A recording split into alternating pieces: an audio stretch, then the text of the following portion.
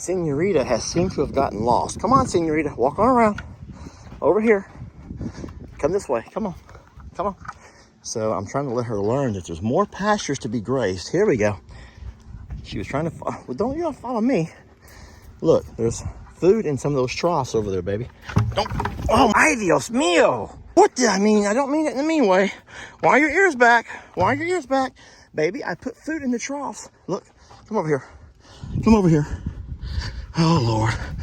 Oh, Lord. She's a senorita, all right. Look here. Look in there. Look in here. Don't turn your butt to me. Look over here. Look. Here. Look.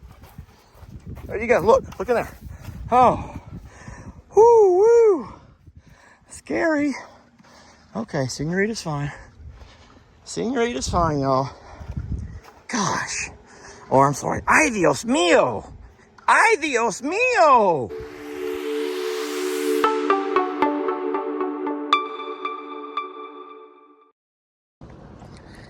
Good morning, folks. Lester here. And this morning, I'm headed over to I'm a Survivor because I got some fencing to do. And I have to love on a particular horse.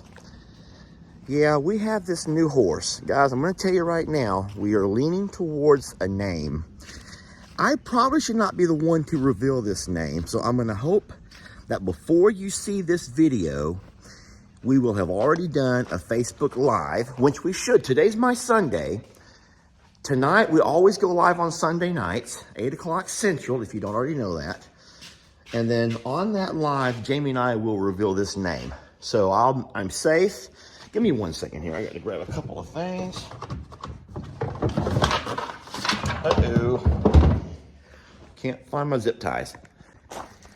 So at one point, I had thousands, just thousands of zip ties. And now I can't find any. Anywho, we're going to go over and love on this wonderful, sweet little filly that somebody left in our driveway. And I'm going to talk about her name when I get there. I'm going to make you stick around until I get there, and then I will reveal her name for whoever did not catch it in the live last night. And I'll also tell you why we named her that. I'm still looking for my zip ties. I need my zip ties. I don't know who comes by and just... I used to be able to blame stuff on Jake, L.E., Megan, Ben, Bree. I could point fingers and blame people. Problem is, it's hard to blame her, y'all. No one wants to believe that Millie and Fiona could come by here and just destroy my workbench area. Just destroy it. And that means they've been messing with my zip ties. And you really cannot run a productive farm with animals that keep coming by messing with your zip ties. Oh my gosh.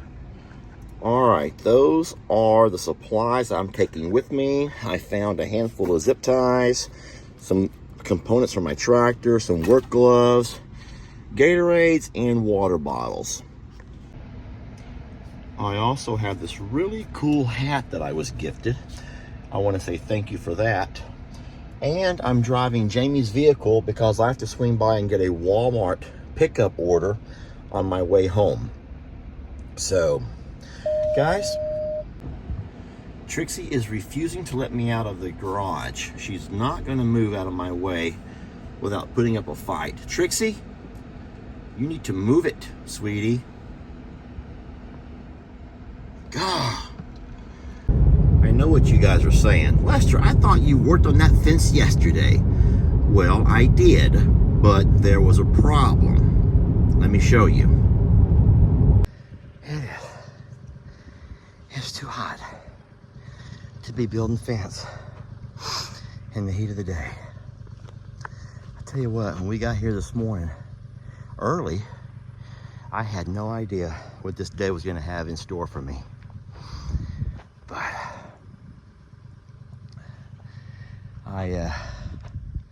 My body's telling me to take a break, and I'm gonna take a break. Yeah, I got too hot, okay? I got too hot. I did not take anything with me for rehydration. And so I got to sweating so bad. And Jamie and Ellie tried to come by and help out.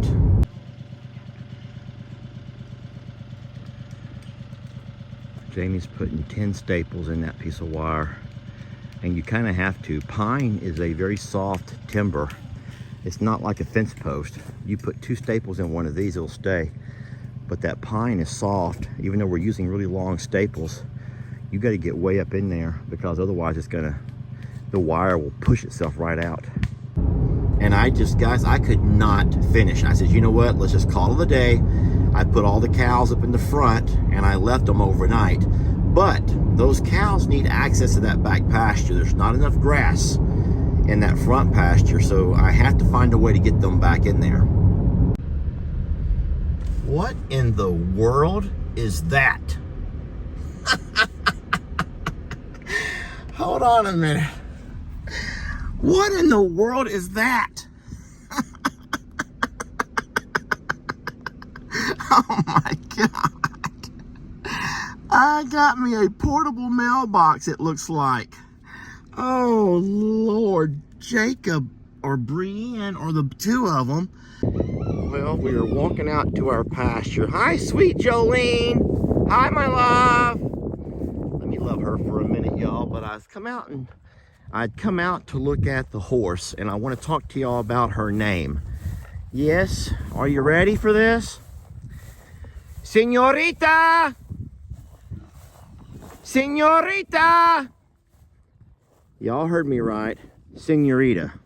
Or we're going to call her Rita. Rita! Come on, sweetie! I don't think she even speaks English, so I'm guessing that because of the note, her former owner... Jolene, are you just going to run up behind me and stick me in the behind? Is that your plan, to stick me in the behind? No, see, okay. So she wants to touch me. I can't touch her.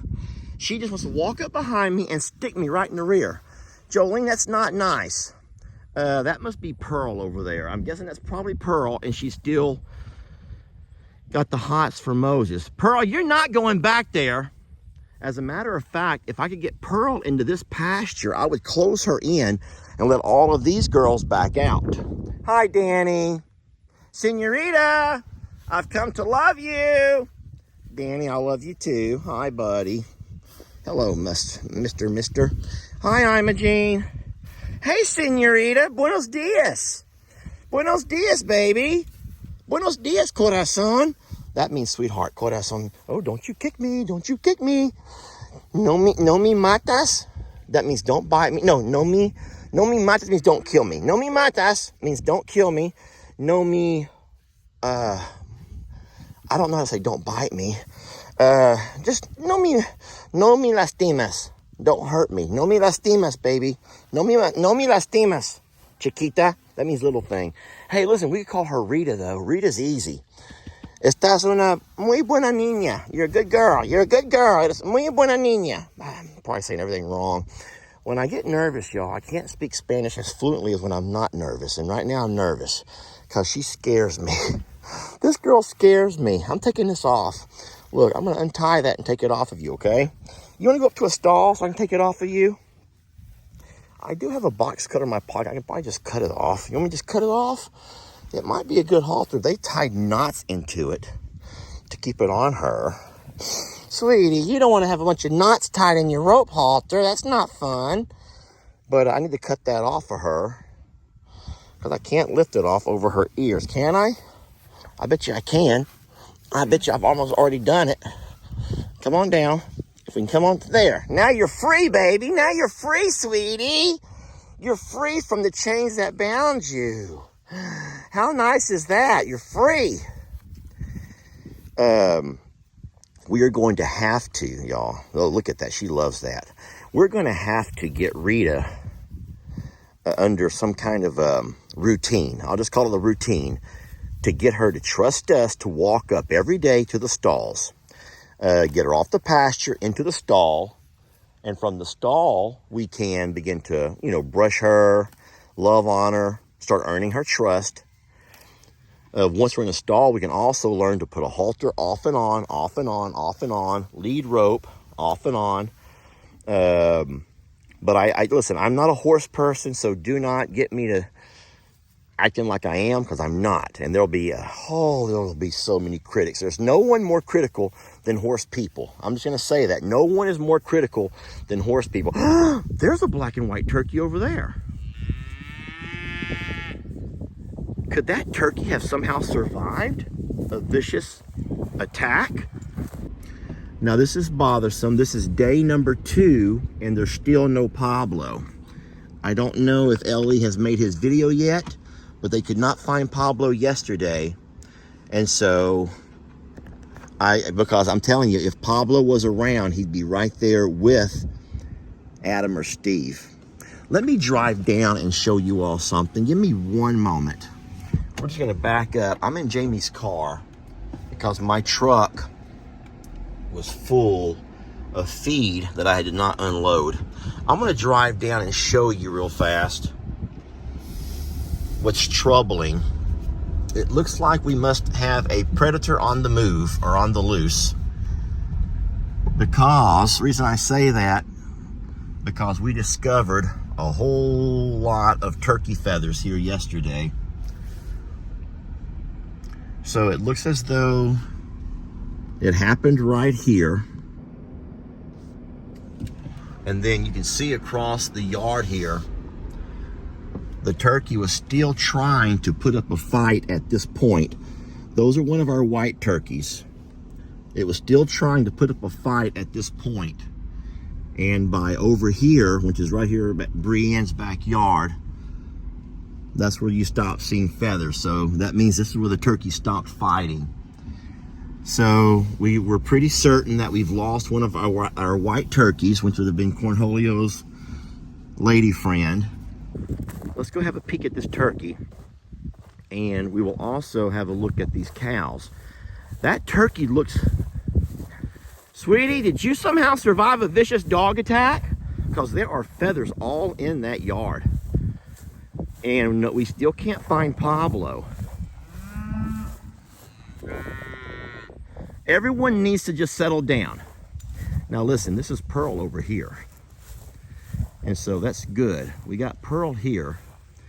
Pearl, you gave me a run for my money yesterday.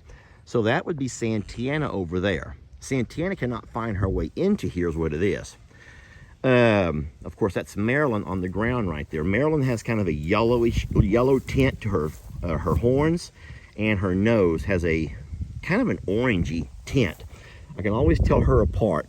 Pearl is just a skinny butt. And then, of course, Santana has a darker nose, but lighter socks. They're on towards the bottom. Pearl, you gave me a run for my money yesterday.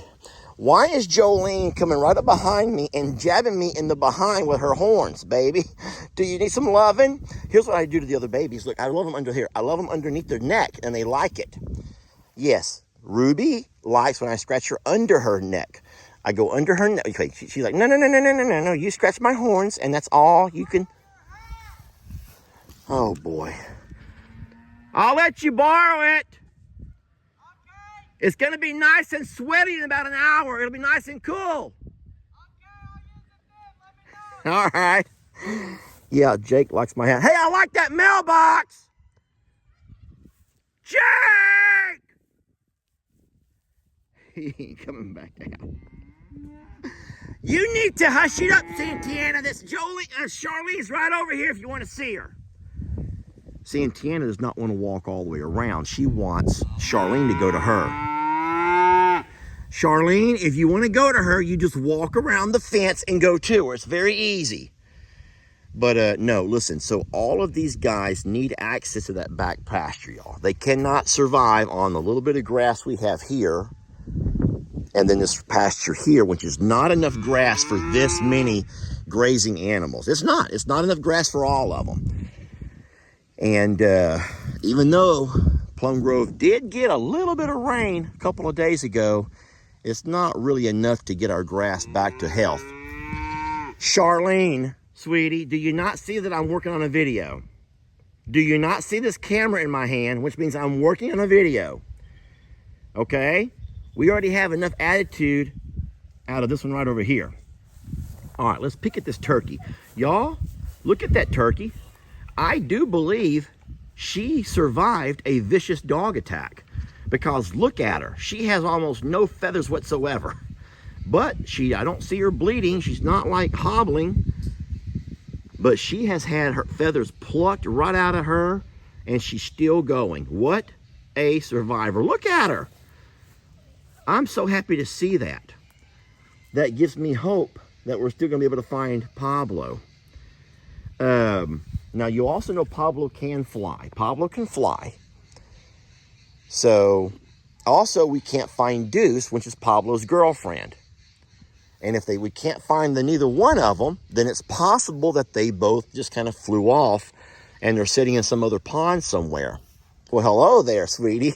You want to play that horn game where I grab your horns and tell you that you're naughty and you're a hussy and a floozy? You want me to do that game where I say, you're a hussy and a floozy. You're just an old hussy and a floozy. You're a hussy and a floozy. She's like, no, I'm not. I just love him, Daddy. I love him. And I'm like, no, you don't love him. You don't love him. You don't. Guys, I want to tell you one more thing real fast before I leave her alone. If you care, I'm going to put this into selfie mode.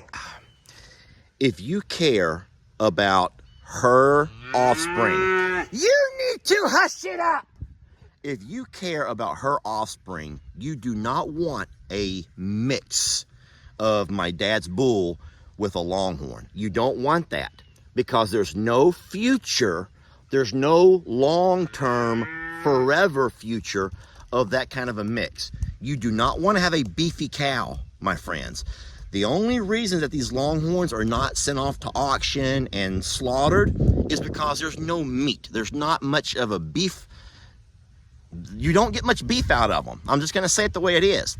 And so the way that we can ensure longevity in our longhorns is to keep the longhorn blood as pure and as longhorn as possible. Let's take an example of Huey. Huey was the very first calf that was born to Santana that did not belong to Daddy Tex.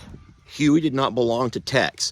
And so we knew that Huey we could make him into a steer, but all he'd be is a big, beefy grass eater. And we don't have the property to have big, beefy grass eaters walking around. We don't.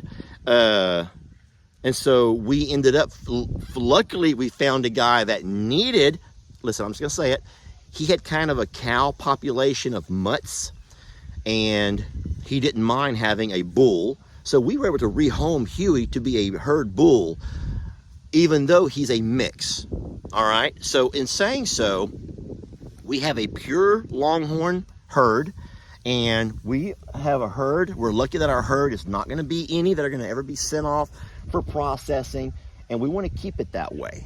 So let's not all root for Pearl and getting with her man, because all that's gonna lead to is a mixed breed little bull or heifer that will end up having to find another home somewhere else and not here with us at either this property or the next. So if you sincerely do care about forever homing and lifelong relationships and friendships that we build with our animals, we don't want to mix in any kind of other bloodline with what we got here. I know that to a lot of y'all that makes no sense. It may seem contradictory to what I'm a Survivor does, but let's not forget that Longhorn Lester's and I'm a Survivor are 2 pages. Longhorn Lester's is mostly about not just a location, but also about my future with Longhorns, and the fact that I'm going to hopefully use these Longhorns to supplement my income once YouTube and Facebook goes away. I'll have a retirement by then, a retirement from my teaching career, and I will supplement that with Longhorns. And the purer the Longhorn, especially if we can get them registered, that would be a guarantee that they will never find themselves at an auction or, you know, sent off for processing, okay? It's complicated, but just trust me on that one. Trust me on that one. In saying so, it's time to go down and fix some fence. Y'all ready? Let's go fix some fence, and we'll talk more about Rita a little bit later. You are a good girl, Rita. No matter what all these donkeys say, you're a sweet girl, and I love you, okay? Everyone loves you. You know who loves her, who needs to stop, is that Brienne. Brienne needs to stop all that loving on her. Brienne's trying to steal your heart. Brienne is trying to steal your little heart. You do know that, don't you? Brienne is. She's trying to steal her heart. And Brienne's clever, y'all. Brienne is a clever girl. All right, so this turkey, even despite the fact it was probably attacked and survived that attack, has still chosen to hang out far from home. Because here's home. Santana and Charlene have finally met up. They're good.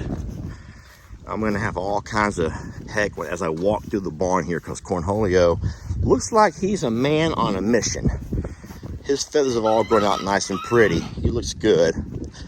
Let's check our water. Wow, that's pretty darn clean, y'all. Now listen, I'm not saying it's immaculate, but you can see the bottom. We don't have any green. There's no poop. There's a couple of little flakes of hay. This over here are flakes of hay. You can't prevent that. And one feather, which means the Jason at Cog Hill idea must be working.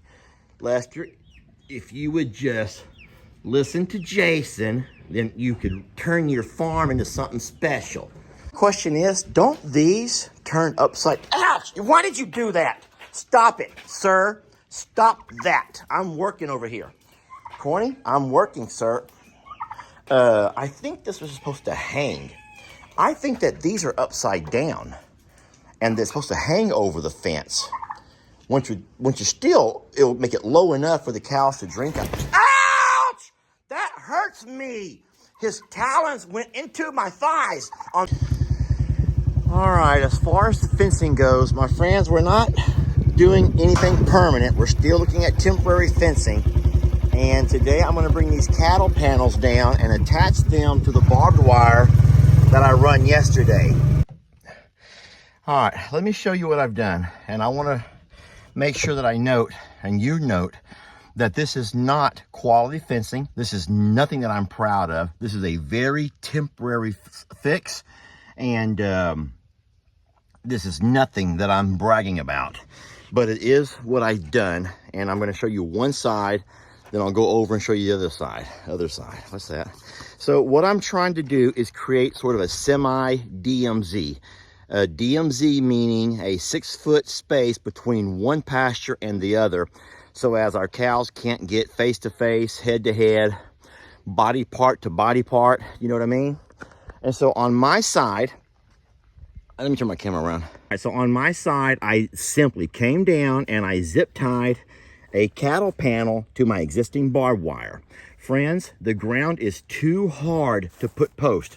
I tried. There you go. I got my post hole diggers and I dug like crazy, and the ground is just too hard to get a post into. Friends, the ground is also too hard to put a T-post. You cannot penetrate this. It's like cement, y'all. It's like cement. And so I'm so sorry to tell you, but I cannot get a post or a T-post in the ground. And don't say, you should get you an auger. I have an auger.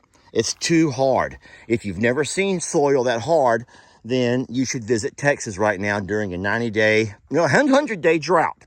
All right, so this is on my side, and I'm hoping that what I have over here will keep Pearl or anyone else from pushing through. This is actually the old fence line over here, and I put a little bit of a space between us. I also tied up and nailed up a cattle panel over on that side. I'm going to take my tractor over and try to stand these posts back up. These are posts that Moses pushed over when it was just barbed wire. I don't think he'll be pushing against cattle panels. If a bull cannot get his face through, it's unlikely he's going to start pushing on it. All right. So we're going to go over and stand that up. Now, let's walk down a little bit and show you. Over here, I do have more cattle panels that I'm going to tack up on my side. But over there, the fencing is all the way down. So I'm going to take my tractor and push all of that brush back up alongside this side DMZ, my dad's side DMZ, and that will prevent Moses. Moses is not going to jump through stuff like that to get over here to just another fence. So we're not concerned with him jumping over all of that brush. There is more brush I can push over. My tractor would push it easily enough. If I need to, I can come over on my side and grab brush and push around. But friends, we're in a situation here where I cannot do normal fencing. Number one, because of the how tough the ground is to dig into. I cannot even drive my T-post in without bending them, all right? And then, but we do need our cows to have access to this pasture. There's good foraging here, not a lot of grazing, but there is great foraging. There's 38 acres back here that my cows and heifers, calves do need access to. It's starting to get hot. Y'all come with me. Let's go down and build our hedgerow right quick, and we'll be done with this video.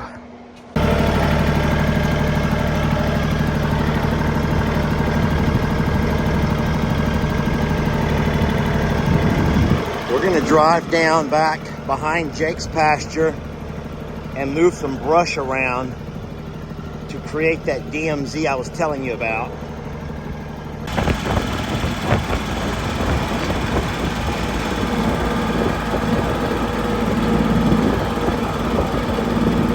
All right. This is the fun part of using a tractor.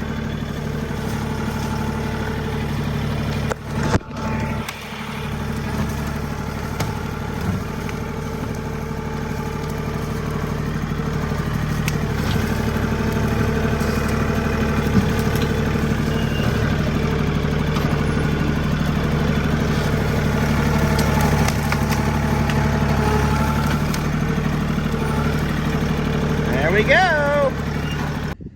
All right, friends, this video is about come to an end. What I've done is I created sort of a hedgerow, and a lot of folks will remind you that there was a time, and maybe even today, in certain parts of the world and certain parts of our country, there are still people that use hedgerows to prevent animals either coming in or leaving out of their pastures. A really thick hedgerow can do that. And so in this case, we're using just some old, cut down limbs and trees, and we kind of made a hedgerow out of them to prevent my dad's bull, Moses, from getting up alongside my fence. And then of course on my side, we have our barbed wire fencing that will hopefully prevent our cows from coming up face to face with Moses. And in that, I hope that we'll be able to keep our cows separated, yet still give our animals access to this back pasture that they certainly need for their nutritional needs. I hope that makes sense to you. All right, well, thank you all for watching, and we will catch you guys on the next video. Survivor, I'm a survivor, Who will be the ultimate survivor? Let's find out when you spend the day in our shoes. All you creators, our sanctuaries waiting. Who will win the title? Well, it could be you. Survivor, I'm a survivor.